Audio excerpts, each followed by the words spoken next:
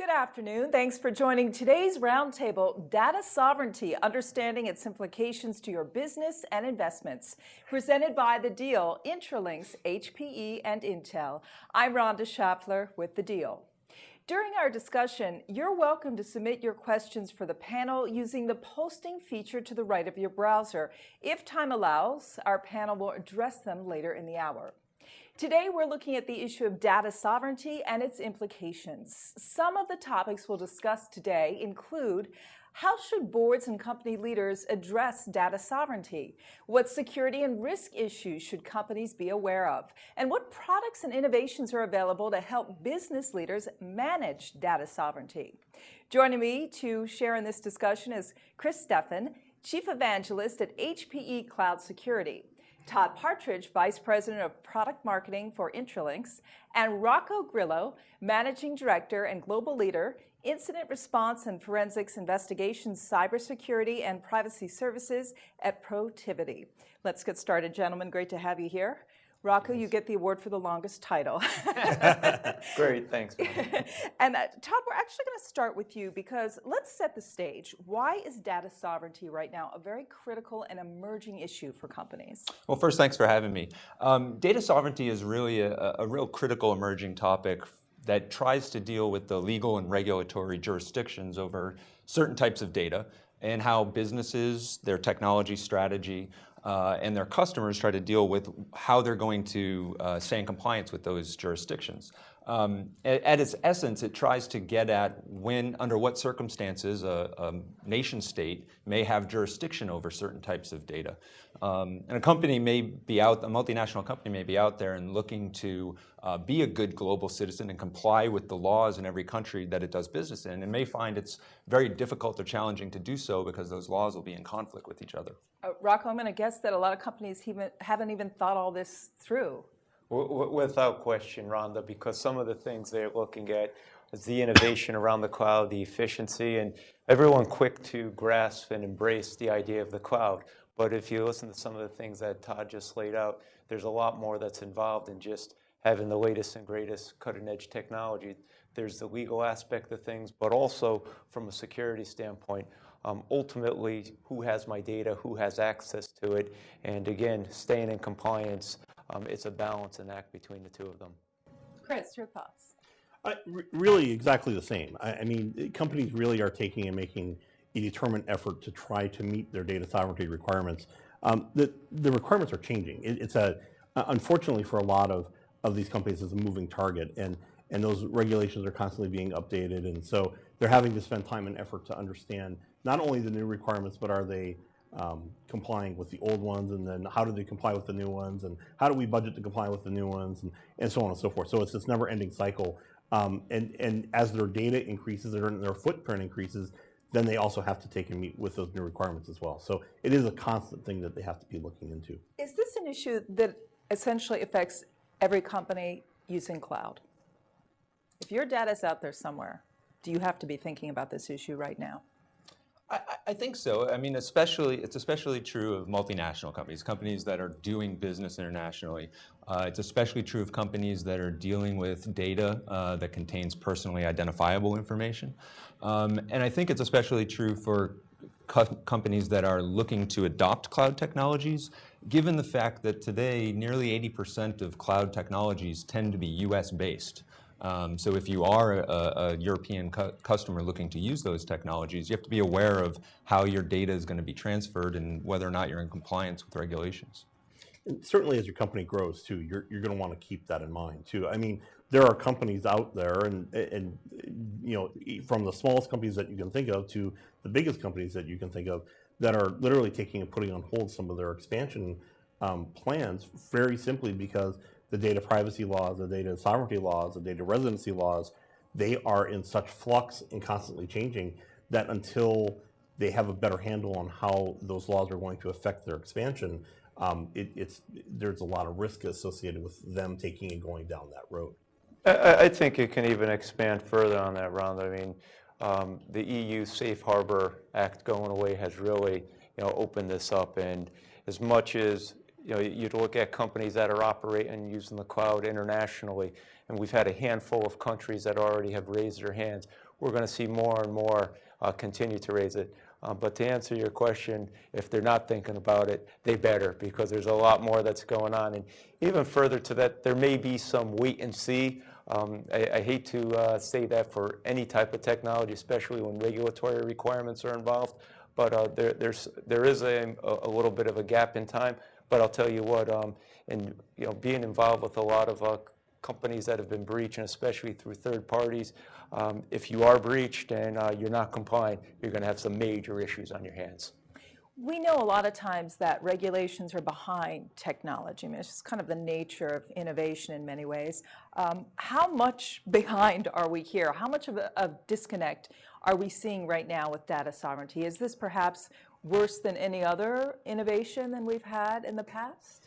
It's hard to say that it's worse, right? But there's no question that we're playing catch up. There will never be a time where you have regulators and lawmakers and those that are making the regulations that are as up to speed as they need to be when creating those regulations. Quite frankly, being actively involved in that process the way that the three of us are, it's impossible. We were talking about it before. It's impossible to keep up, even with us trying to keep up what's going on. So there's no expectation that regulators are going to be 100%. That said, I don't know that it's worse than anything else in particular, but it's one of those things where it is worth your time to do your due diligence to figure out exactly what is going on in the industry, what is the latest regulation, how does it potentially affect your company, maybe even a couple of years down the road. It is constantly changing and there is constantly evolving, but at the same time, if you have a plan to how to deal with it, it's not going to change, hypothetically, so radically that if you do a little bit of advanced planning that you can't deal with it a bit later. Yeah, I think some of the conversations that I've had with regulators as well as with policymakers is we're really trapped in that as quickly as they try to get ahead, most of the laws and regulations today are still confined to a paper world. And going back to thinking about data sovereignty and jurisdiction, in a paper world, that's easy to do. You can draw lines on a map and say these papers and this physical data, this physical content needs to stay here. But in the digital world, those borders fall away. And to try and enact global laws and regulations that protect the citizens inside of those very physical countries is a challenge. You were never worried about filing cabinets, right? I mean, you could take and put a filing cabinet on a truck and kind of worry about it, but that was such an outside concern that it wasn't really a concern. Now, data's everywhere, and data is the new currency, right? You can take and have data that goes, across the globe in a matter of milliseconds, and so it really does need to be addressed and it needs to be dealt with. It's when you said filing cabinets, I immediately was like, come on, we're not going to go back there. Go ahead, Rocco. No, I was going to say, both Todd and Chris make some great points here, but to your earlier question, is it mature or not mature? I think the answer is twofold. On the technology side and the innovation side, the cloud has really evolved and it's cutting edge technology. But if you look at the regulatory, I don't want to call it a mess, but the evolution of the regulatory situations, I said earlier, you have a handful of countries that are jumping on board. You're going to continue to see more. And I think the key to it is the due diligence. As much as we say we're going to comply with whatever regulatory requirements we have in place, how do we ensure that, one, we know who has our data, two, who has access to it, and three, as much as we're going to have contracts in place to say our data is going to stay there, what mechanisms or what controls do we have in place to ensure that's going to be the case? So let's actually break that down. How do you start doing due diligence on this? A lot of companies might be like, hey, I've got this server, I've got this vendor, they're going to take care of it. No, that's not the case here. I mean, you need to do your homework. So let's start from the beginning. Present the issue. Let's do due diligence on an actual real-time situation here. You can't, and this is an important thing to remember, you can't just third-party out your compliance, right? You can't just basically say, I am going to give my data to a hosting company, be it a public cloud, hybrid cloud, whatever, and be done with it. Your compliance does not end when you take and give your data away. Nearly all the regulations say that regardless if you take and share or have a third party take and host your data or whatever have you, the compliance issues, the compliance liability is still the responsibility of the company. So there's a lot of vendor due diligence that you need to do. There's a lot of regulatory requirements that you have to look at. when selecting a third party to make certain not only are they going to be a good steward of your data, but then how are they going to help you maintain your compliance? Todd, what are some of the questions a company should actually ask one of these third-party vendors that would answer some of these concerns? Yeah, and you know, I mean, to pick up on what Chris was saying, you know, you're actually seeing regulations and laws proposed, and I really think the EU continues to lead the way in terms of defining policy, that some of the regulations they're proposing are saying that it's actually illegal to try and put the onus on your service provider. So, you know, there's, I think, a couple of different questions a company needs to ask before they go down this path. One is they need to be able to do due diligence about the service provider. Data sovereignty notwithstanding, they need to make sure that the security that's put in place, the policies and the procedures that service provider is going to follow meet their own standards, right, and their own defined policies. I think then they need to look at the countries in which they do business and try to grasp and define a strategy for how they're going to comply with all the different regulations they may be subject to. And they really need to come to the table and sit down with that service provider and map through whether or not the service provider provides them the means of compliance with all of those types of laws. So Rocco, let's say there's been a breach. Let's say data that you had stored somewhere is breached. Walk us through what happens then in terms of when the company finds out, how they find out, and how they have to kind of backtrack and say, did I have my compliance, you know, put in place? What are the regulations? Did they change since we set this up? Well, I think one of the first things you want to jump out there and do is make sure you have a good privacy attorney on hand to help you navigate through that. But I think once you're breached, you want to find out what actually happened, how much data was lost, jurisdictions, and even further to that, disclosure requirements. You know, there's a lot of regulatory requirements that require the disclosure, but even further to that, what kind of data have I lost? What kind of trade secrets? What kind of IP have I lost? Further to that, dependent upon who we're talking about, if it's the cloud provider versus the actual client that has lost, or the customer that has outsourced the data. We've all heard you can outsource the function, but we all know who owns the risk when the data is lost. And then we go through the agreements that we have in place and our obligations. There's an organization called the Shared Assessments, which has built a framework around vendor risk management.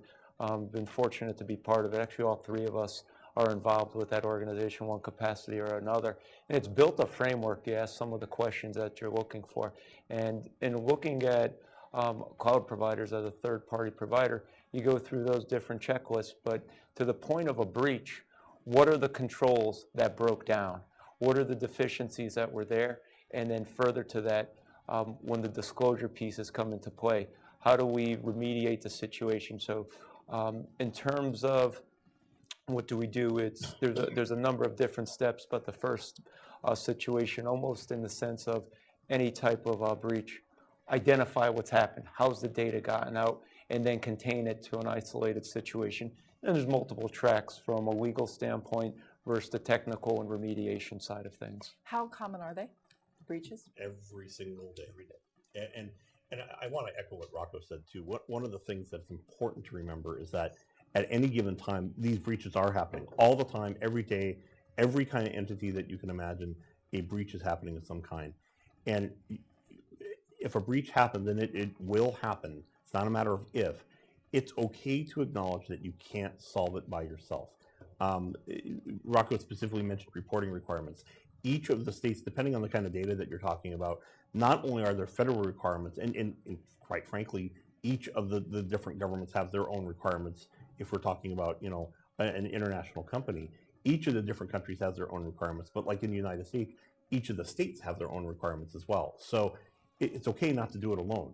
Talk to somebody who can help you with that, either a trade association, a third-party organization that deals with security and security breaches. There's a lot of them out there.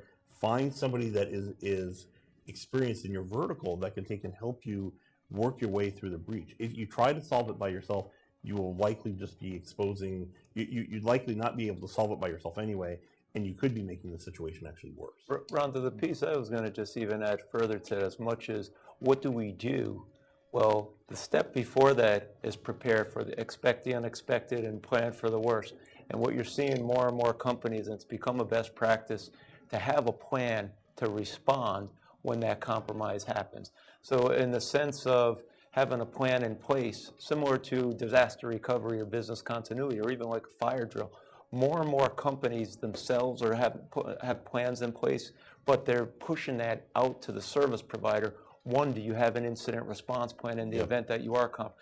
Two, are you testing it? Are you prepared? So it's great that you have a plan, but if you've never tested and you don't know the outcomes, do you have the right stakeholders involved? Stakeholders can include not just the IT and not just the business, but all the ways out to counsel, compliance, people that are going to help with the disclosures, corporate communications. So we're not running around with our hair on fire when crisis does strike. Again, you don't have the crystal ball. You're never going to be 100% prepared, but being able to walk through all these steps, having the proactive measures in place, having personnel and the right stakeholders in place are critical. And that's another step you asked earlier. What are some of the things or questions you should be asking a cloud provider?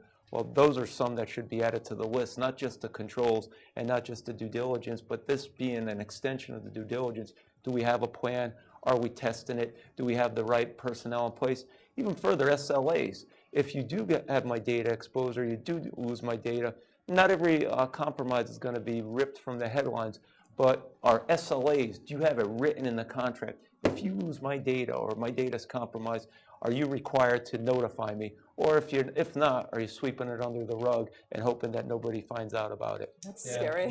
Yeah, and don't be afraid to ask the service providers for those questions and certifications like SOC 1s for an SSAE 16 or an ISO 27001 cert or whatever your industry cert might be.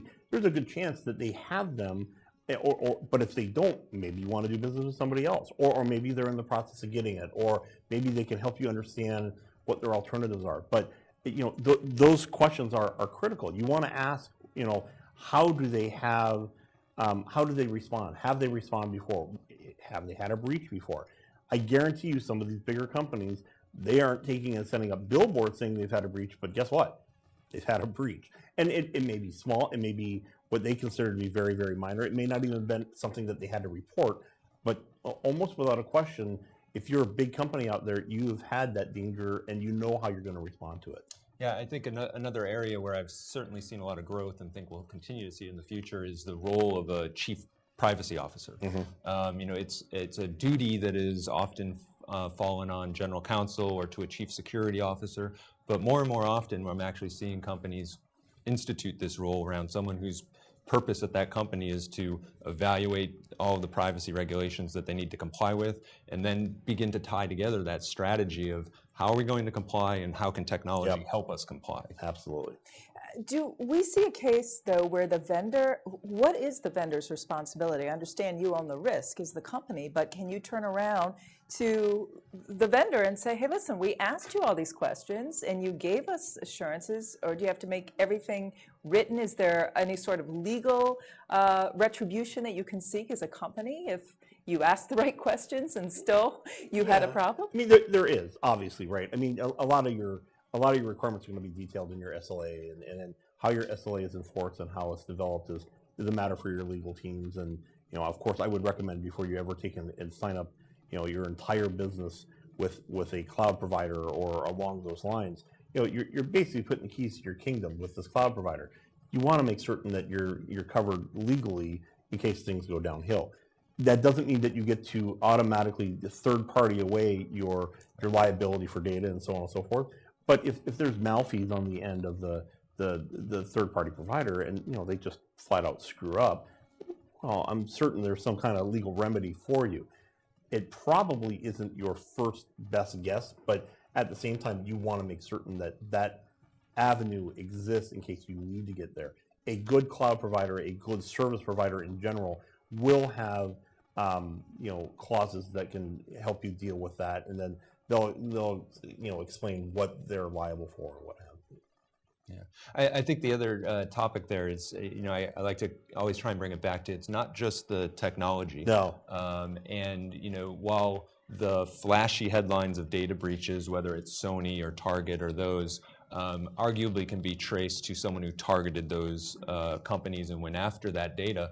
If you look in the whole, the majority of breaches are actually by end users who are just not following a corporate policy and not doing what they're supposed to do. So I think it's important that while you do have legal remedies and you need to make sure that your technology service providers meet your criteria, that's just one piece of the puzzle. And you need to also have the requisite training and policy enforcement of your day-to-day operations. Absolutely. I'd say, Ron, that you could break it out into 4 different areas. First off, as much as the financial end of it and the legal liability on it, what's your reputation worth? So in terms of, it's great that you can hold somebody's feet to the fire from a financial liability standpoint. So 1, we'll address that in a contract. But 2, from the due diligence standpoint we talked about earlier, anyone can say that they're going to meet the compliance, whether it's where your data is, what regulatory requirements are going to adhere to. But the company themselves need to protect themselves. They need to protect their reputation. Go out and do that due diligence. If someone says they're going to have a server in a country or they're not going to put their data past a certain border, well, don't take the word of the contract. As much as you're covered there contractually, go and do your due diligence. Take it the next step further. Ensure that you have the different controls in place. And then the 4th one, and these aren't all of them by any means, cyber insurance. This cyber insurance industry is exploding. Require your third party to have, or that cloud provider to have cyber insurance, because at the end of the day, as much as you have a piece of paper that you have them on the hook, you want to make sure that from a financial standpoint, you've got your recourse. And even further to that, have the cyber insurance yourself as well. That's a great suggestion, Yeah. actually. So have we seen cases where people do due diligence and they think they're all organized, and then company A wants to buy company B? And when you think due diligence in M&A and other transactions, I don't know that people would actually take it to this level in their due diligence, right? I mean, it's not the first thing you think about when you're expanding your own company is the cyber side of it. Yeah, and it's not, the thing that people have to be aware of too is that it's not cybersecurity is not something that's a point in time, right? You always hear about PCI, you hear about some of these big breaches that have happened, the TJ Maxx one, the Target one, the Home Depot one, whatever have you. And what people don't understand is that PCI is a point in time evaluation. So on a particular day, in a particular month, in a particular year, arguably all those institutions that I just mentioned were PCI compliant. The very next day, they may not have been. And so it's something that is a continuous process. Technology changes, regulations change, and you have to stay on top of it. The companies have to stay on top of it too. So when it comes to due diligence, the best you're going to get is a snapshot, but that snapshot is actually a really good indicator of policies and procedures and where they are. And sometimes, and this is a little bit more subjective, but you get an idea of the culture. Do they believe in security? We were talking about the fact that so many of the breaches that you have today when it comes to data just in general come from the inside, not from the outside. And if you have a continuous culture of security, of cybersecurity within the organization, maybe you help mitigate some of those things. So those are things when you're taking and doing due diligence, just in general, from a security point of view, those are the kind of things you want to at least be considering. Yeah, I think it has to become more, especially in the M&A space, it has to become something that's investigated much deeper than it is today. Unfortunately, I think it's probably going to be a fact of waiting to see the first reprimand handed out by a regulator that's going to force people to do that. And again, some of the EU regulations are proposing 4% of global revenue as a fine for data privacy infractions. Those are the things you don't budget for, and I think those will force people to do more detailed diligence. Can one of you compare and contrast EU regulations and US regulations from a broad stroke? Well, again, I can say, in my experience, the EU tends to be leading the way, and I think what we're finding there is really fallout continues from the Snowden event, and that most of the European nations and companies therein have lost trust. And back to my earlier point that over 80% of cloud-based technologies are US-based. So there's this strange dynamic that the business people at the end of the line trying to get their job done want to take advantage of these cloud technologies. Overall, businesses want to take advantage of SaaS-based technologies for the inherent efficiencies, economics that come along with that. But with this distrust there of, is the U.S. government snooping? Do they have access to my data? We've seen regulations pop up much more, right? The EU invalidated the Safe Harbor Act. They've proposed the new GDPR that carries these types of fines, and they're really getting into mandating that each citizen nation of the EU needs to have data policy officers in place that the companies then need to report up into. I think, in my perspective, the U.S. has been reactionary to that. From the U.S. perspective, we looked and said, well, Safe Harbor was there, that just smoothed the waters, and then that went away. We've rushed to get out what's now called, I believe, Privacy Shield is the new proposed Safe Harbor 2.0, and neither one of these, the EU regulations nor the Privacy Shield, have been put in place yet or approved by either the EU or the U.S. So it remains to be seen where things are going to land. So how are people preparing for that, not seeing them approved yet? Trying to follow the letter of the law before it's actually put in place? A lot of hope.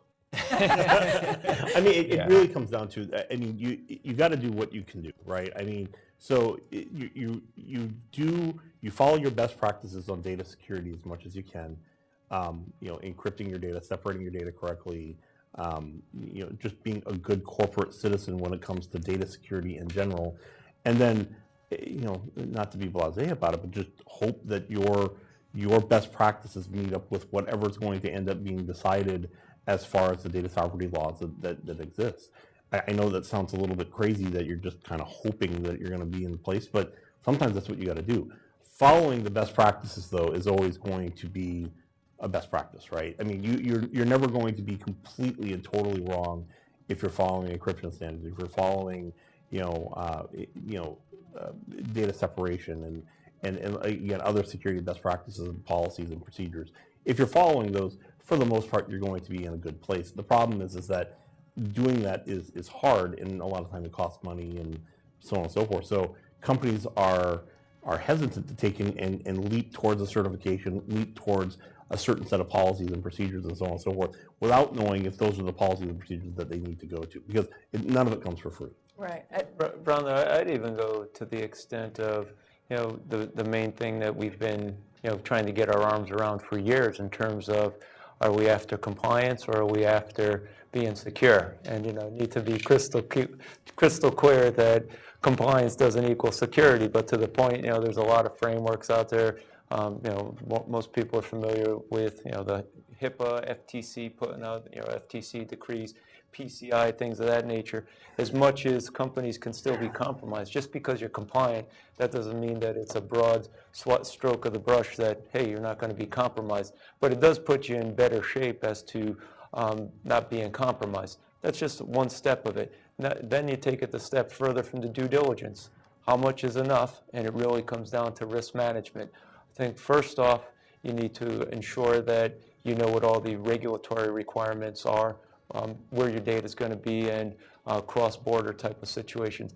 Then second, it does get costly, but it's up to the company from a risk management standpoint. I don't want to make it sound like, great, everything comes back to risk management, but ultimately, how much you put into it is going to dictate the level of the risk and what the company's risk tolerance is. And we know so many companies are under financial pressure, trying to be very cautious with their spending, and everybody is competing for dollars, whether it's the chief privacy officer who says, look, I need this, and the edict comes down, everyone gets 10% less across the board. So it's a real serious issue in terms of the finance side.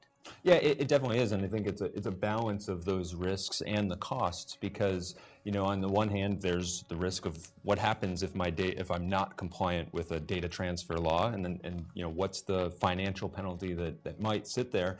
At the other end of the spectrum, in terms of a company who's looking to grow and perhaps attract the next generation of workforce, if they have not advanced the technology and tools that those new workers coming in are expecting, because they're afraid that using cloud technologies will put them in violation, then they're at risk of not getting the best workers for the foreseeable future. So there's a lot of that kind of risk and cost balancing, I think, that needs to go on. Agreed on that front, Todd, because again, a lot of these regulatory requirements, I don't want to make light of them, depends how sharp those teeth are in terms of, compliance and as far as the enforcement around it. There are some companies that they're going to follow the law to the letter, going to follow the compliance requirement to the letter of the law. Other companies are going to go further from a best practices and due diligence standpoint. So with a handful of financial institutions last week, and the question came up about data sovereignty, and the idea is, are we more interested in keeping the data secure or being compliant? And there's a couple of financial institutions that said, well, we can't knowingly look the other way for a regulatory compliance requirement. On the backside, well, is it more important to be secure? So I think it's a combination of both. And to the point that Todd made earlier, you need to prioritize it. Not to look the other way when it comes to regulatory requirements, but if you're an up-and-coming organization that you need to expand, you need to look at what the risks are, and from a priority standpoint, what type of exposures are we willing to take on. And just to clarify, are we talking mainly EU and US? Are there other parts of the world where there is, for instance, a lot of data storage? Should we also be looking at Latin America? Is it global? Anywhere? It is global. I mean, so you can put a data center anywhere. It's just a matter of what kind of connection you have there, and then building it so you have redundancy and what have you. So your data could be practically anywhere at any given time, anywhere on the globe, be it somewhere in the Far East, APJ. You can take and put it in Latin America. Obviously, you can put it in Europe. You can take and put it in the United States. So and again, all those different regions, all those different states, all those different countries, all have different data sovereignty requirements that you do have to look at. One of the challenges that companies are looking at today is if they are a multinational data center provider, cloud provider, how can I have a environment in each of those regions and yet still take and meet their particular local concerns, much less the concerns of their particular clients too. And so there's a weird mix there. There's a mix that, and quite frankly, it hasn't been decided yet. It isn't entirely clear how you're going to be able to meet all those requirements in all those different places. Just know that they're looking at it. At the same time, there are a lot of requirements. I'll give you a great example. If you're a company that has to comply with ITAR regulations, you can't join a company, you can't partner with a company that has data centers that are outside of the United States, for the very simple reason that the ITAR requirements very specifically state that that data has to be, one, maintained in the United States, and two, only accessible to U.S. citizens. That gets very, very difficult in this global world that we live in from a technology point of view. If you have your 24-hour help desk is in Europe or Asia Pac or whatever have you, just because of time zones. Mm-hmm. So, a company is trying to do their best to take in and provide to the greatest amount of people. It's the least common denominator model. But at the same time, there are definitely regulations in place that'll prevent you from taking and working with that third-party provider because of the requirements that you have in particular that you are liable to have to keep. Yeah, I think in this time and this day and age that just about every country out there that is involved in information exchange has some law or regulation about at least one type of data that needs to stay in country. I mean, I've dealt with customers in Australia, in Hong Kong, I know Rocco was in Singapore last week, Brazil, who all have competing requirements, especially if you're a single company doing business in all of those, who they say, well, you got to keep all of your data in this country. So, that's the type of challenge that of the law is keeping up with technology. It's a big challenge Absolutely. too, because you really can't limit where even if you say, the EU's ahead of everyone, I'm going to put everything here, and you've got Brazil saying, guess what? You're not going to be here then. That's right. I was going to say further to that, Rhonda, I mean, the short fix, and it's by no means a catch-all, putting servers in all these different countries, saying, well, there's a handful now, so as we're doing this in piecemeal, in the long run, if every country starts raising their hand, things are going to get really complicated and out of control.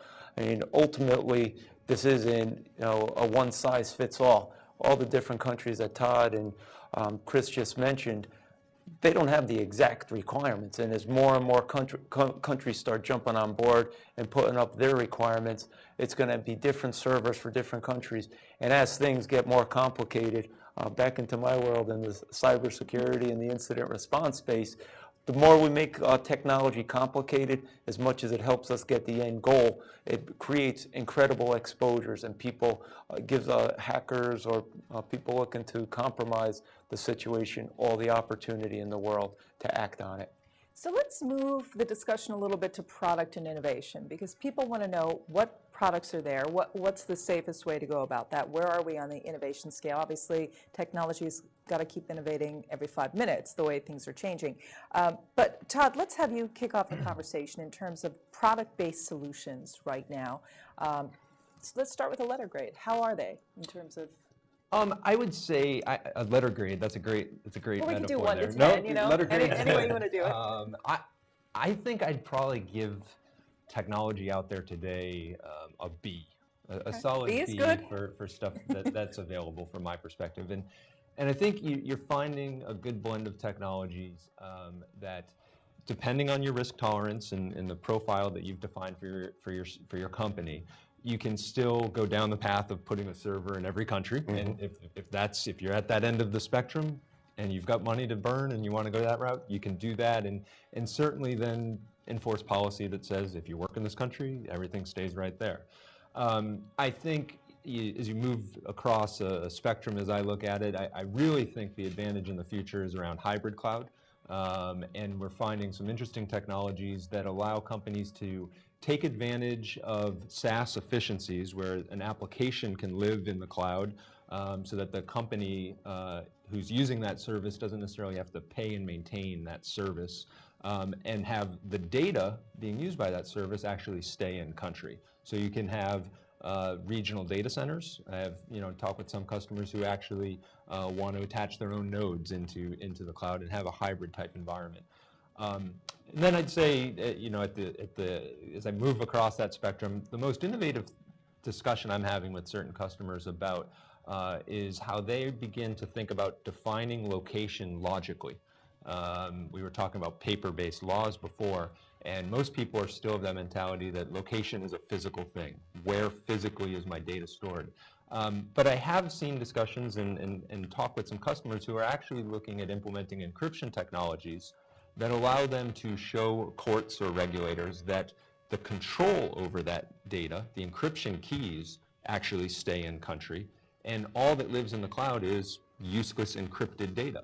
Mm-hmm. And they take that perspective that way they can use cloud-based solutions, they can still show a compliance officer that they're keeping control in country.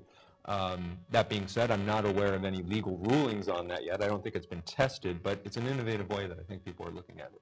Yeah, from a technical point of view, I mean, if you have a piece of data that is encrypted and encrypted using, a good standard strong encryption algorithm, it's worthless. I mean, it's worthless to anybody that can go out there except the person that has the key for it. Now, that said, is there a way to break it? I mean, yeah, it depends on who you believe. Yes, there's probably some Ask the FBI. Yeah, some super secret box somewhere that they can break it, so on and so forth. Yeah, and frankly, I'm not even talking about that. I'm talking about the 99.9 percentile. That data is fine. So from a technology point of view, if you encrypt your data and you encrypt it correctly, that data is secure. And and technologists truly understand that if I have a piece of encrypted data and it's anywhere between here in Brazil, in Ireland, and Japan, it still doesn't matter where it is. It's an encrypted piece of data, and none of those other entities can get to it. The problem is getting regulators and lawmakers and so on and so forth to understand that, because they look at data as 2 plus 2, and they're saying, well, the answer is 4, and I don't want the world to know that the answer is 4. Whereas when it's encrypted, the answer is Q. Right. And so you don't have any clue what that means or what that's going to mean, or have any reference to even what that means. Lawmakers and regulators are having trouble understanding that.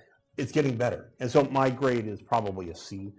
From a technology point of view, I think that there are technical innovations in encryptions and so on and so forth that are allowing us to get there, but it's the regulators that have to catch up with it. So once those two paths finally get together, I think they're going to be real viable solutions for companies trying to meet these challenges. It's just really hard to do it today. Letter grade from you, Rocco? I think I'd go higher than the C. Not an A, but in the Solid B? give them a solid B, because again, the technology continues to evolve, and I think the biggest piece is almost like security as well. Getting secure is hard. Staying secure is even harder. And while we may have a situation right now where we're in decent shape, we can very easily fall behind quickly. Technology continues to evolve, and if we don't continue to progress it, that B can very easily turn into a C or even a D as time passes by. We look at a lot of the different technology that's out there, and anytime you introduce new technology or some type of control, the bad guys on the other side of the fence try to find a way to exploit it. So again, we need to continue the due diligence, the evolution, and take it to the next level. And as much as an A may be a stretch at this point in the game, continuing to progress the technology is the key. And let me also be clear too. I mean, there are companies, and some of them represented at this table, that are really, really innovating when it comes to data security, data sovereignty, and so on and so forth. Getting involved in those organizations that are setting those standards is a key. One of the great things that I've had the opportunity to do in the companies that that I've worked for is helping set some of those standards, so that you are aware of what's going on, you are innovating in that area, and you are hopefully educating those that are setting those standards to understand what they really mean. That's one of the great things about being involved, in some of those organizations, trade organizations, businesses, what have you, that do have that ability to help set those standards so that they are set in a way that's educated and not just kind of whimsical. I was going to say, along those lines as well, with the standards and so forth. Right now, as far as these regulatory requirements that are coming out, we're in the infancy stage there. And as there's compromise, as there's additional risks that are uncovered, you're going to see the next version of the different standards come out. At the same time, the evolution of compromise and so forth, companies are going to get their arms around it. I think if you look at something like the NIST cybersecurity framework that came out in 2014, yep. Well, before that came out, people have given feedback, some good, some not so good. But before that, a framework didn't exist.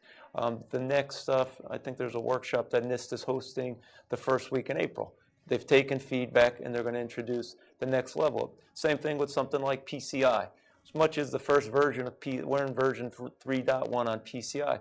The PCI Council isn't just introducing a new standard for the sake of it. There's different ways that there's been breakdowns, or there's been different feedbacks of different types of controls that we need to have in place, similar to the cloud. When it comes to the regulatory landscape, the laws that are being passed are new. There's things that have been thought of, but there's other things that haven't been thought of. And then whether it's a compromise or something that may have been overlooked, there's going to be the next version of it. The biggest fear that I always have is that you have lawmakers making reactionary laws, right? You don't want.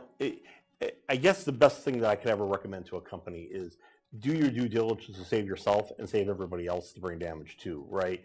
You don't want a lawmaker making the XYZ company law because you had a massive data breach because you didn't follow best practices. That's not in anybody's best interest. So, lawmakers and regulators making legislation and policy based on current events is one of those things that it really does keep me up at night, because we've seen it happen. We see that it can happen. And quite frankly, I think it's going to happen in the future. The best thing that you can do to stop that is do your due diligence, talk about following the correct policy, following the correct procedures, and doing your best to maintain a secure environment, not the checkbox compliance environment that some companies talk about, because the checkbox compliance environment is exactly the kind of situation that you get then having draconian laws come out, basically, governing every aspect of everything that you do from a technical point of view. That's not good for anybody. Yeah, I think the obvious answer is to have a plan.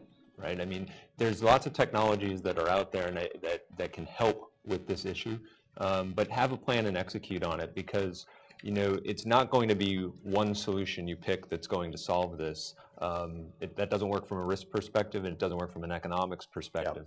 You need to classify your data. You need to know what data the laws, when they're finished, are going to have jurisdiction over. And then you can start to put in place different technologies that make the economics work for you and provide you what you need. There's probably going to be some data that certain countries are going to say, this data has personally identifiable information. Under no means does it leave the confines of this country. Then there's going to be other data that a government wants to keep in country, and the reason they want to do this is so they can enforce their laws, right? They want to be able to protect their citizens. That's what every government exists for. And if a citizen wants to sue a company, well, the government needs to know they can get access to the information that lawsuit or that litigation's about. So there's going to be different types of data that perhaps they can store with an encryption method. And then there's other data that they could just have float around in the public cloud, but have a plan and execute to it. Well, and we were talking about that before we started talking. Todd and I were about it's information security 101. Classify your data correctly. There is a lot of companies, just because it's easier, that'll basically say, I'm encrypting everything. I'm going to encrypt everything, then I don't have to worry about it. Well, that you might think that in the short term that's the easiest way to do it, but the reality in the long term, that's not in any way, shape, or form the best way to do it from a liability perspective. For example, there's a lot of regulations that say that you're only allowed to keep data or only needs to be secured for X amount of time. How do you know what data that is when you just basically unilaterally encrypted everything? Your best practices is that you have it separated, you have custodians for that data so that you can understand what you're doing and not just take and unilaterally dump it all into a hard drive somewhere and be done with it. That's never the best practice. And I know a lot of companies are doing that. There is a little effort that it's not little. There is effort that it takes to segregate that data, separate it, and so on and so forth. But in the long term, the difference is the liability from having something that's either expired or too old or that you should have gotten rid of, so on and so forth, is so much greater, than just doing the due diligence up front and getting rid of the data to begin with. Rhonda, what I'd add to that, I mean, we've seen this term in the industry. It's an intersection between legal and IT. I mean, ultimately, as much as you asked earlier, is the technology and the innovation there. This is really enterprise risk management across the board. Having all the right stakeholders in place and having the right governance. As much as we can have the greatest and latest cutting-edge technology, what's the right fit for our business? But even further to that, whether it's in terms of compromise or adopting a technology, see the business side of things, embracing the cloud, the efficiencies, the cost effectiveness around it, and so forth. But in terms of, if you heard what we're talking about of evolving technologies, seems like every other comment we're making involves regulatory requirements, the law, technology, and legal. Whether it's outside counsel, chief privacy officers, your GCs, need to be joined at the hip with IT, and whether it's CIO, chief security officer, compliance, and the overall business, it needs to be a joint effort, and that was my point earlier with the governance and establishing the tone at the top. I actually and I totally agree with that. It goes even a little bit further. You can actually even look at some of the stuff that I've written before, and you even talk about just your 100,000-foot philosophy, right? How do you approach information security, or specifically, how do you approach information security as it relates to a hybrid cloud environment? And there are philosophies based on that. There are specific capabilities that you need to be looking at. There are very specific things that you should be looking for. And so when you're working with a third-party provider, obviously compliance is an important part, but make certain that when you're doing your due diligence on that third party, that they do have a philosophy, that they do have a vision, that they do have a sense of security that meshes with what your company is going to do. Maybe you're a little bit loosey-goosey and brand new and you can do some things and you don't have a lot of data to be secure. Great, there's a lot of companies that'll do that. Maybe you're strictly regulated and you have very specific compliance concerns. Great, there's companies that can help you deal with that. Find the right fit, find the right mix that can take and help you take and achieve your security and compliance related goals. I think that's critically important. This is slightly off topic, but I want to raise it since it is in the news, and that, of course, is Apple and the FBI and a technology issue that doesn't have anything to do with the cloud. But I'm wondering, is there a risk if, let's say, the government's doing an investigation with some other criminal and they have data in the cloud, And they say, listen, we need to access that encrypted data that some group, I mean, is there, since this is front and center, it's front and center in Congress too, when we talk about Congress potentially making new laws, can this lead to another step that's potentially damaging in the data sovereignty world? In other words, writing laws that do give you access to cloud-based data. If, let's say, the company is doing business in a part of the world where they think there's a problem, they want to go in and look at some data. And that's kind of what I was alluding to before. The reality is that you have the fear, and that's really what it is. It is a fear that you're going to have government and regulators make laws that are reactionary in nature, right? So as it stands right now, Congress is talking about not doing business with Apple and writing specific requirements and so on and so forth. And I think that we can all agree, regardless of whatever your stance is on whether they should or shouldn't, it's reactionary. It is the Congress basically reacting to current events to create laws about technology that they really don't understand. This one seems a little bit more cut and dry. Obviously, Apple has a great communications team and PR team, and they can talk about data privacy and so on and so forth. And there's obviously two sides to that issue. The government obviously wants to have the ability that in extreme circumstances that they have the ability to get there. And Apple's basically on the other side of it saying, under no circumstances do we want that. Somewhere the two are going to meet. Don't know where, don't know how. And quite frankly, it's not just the U.S. government that wants that ability. I know that China's wanted to have that ability. I know that the Russians have wanted that ability for a long time. I think there was even a case of Japan where they needed something along those lines. So, I mean, it is something, again, we're not done talking about it. It's going to be in the news. It's something that people are very keenly interested in. And I actually wrote, not that long ago, when talking with some folks, the one thing that I can honestly tell you without a doubt that is the best thing about the Apple privacy suit that's going on right now is that it has raised the level of information security and privacy to the general public up a notch more than it's ever been before. And that is getting people talking about it. And that alone, regardless of the outcome of the Apple suit, that alone is an interesting and beneficial fact. Yeah, I think it's very beneficial to security in general. I'd say, to come a little bit back to the technologies and clouds, I think that most mature cloud services today, and certainly the ones that mature companies are looking to work with, are providing encryption technologies that the customer owns. So if they're going to embrace a cloud technology and put their data in the cloud, regardless of what country it's in, there's technologies today that allow a company to actually manage the encryption keys that the service provider uses. So, it's one stopgap. Does that mean that company or the service provider can't be compelled by a court somewhere to hand over those keys? No, we're kind of watching that play out live. But when you're evaluating different technologies that are out there, you certainly want to keep that in mind, that as a stopgap, if you can go with a service provider that hands the keys over to you, then if the government comes knocking at that service provider, you've got the keys, and the service provider is not just going to hand over your data. That court or the folks with the yellow letters on their jacket are going to have to show up at your front door to get the data. Absolutely. Can I steal their keys? Can somebody compromise encryption keys? It's actually a great question, dependent upon how much time you have, how much funding you have. We have 7 minutes left here. Yeah.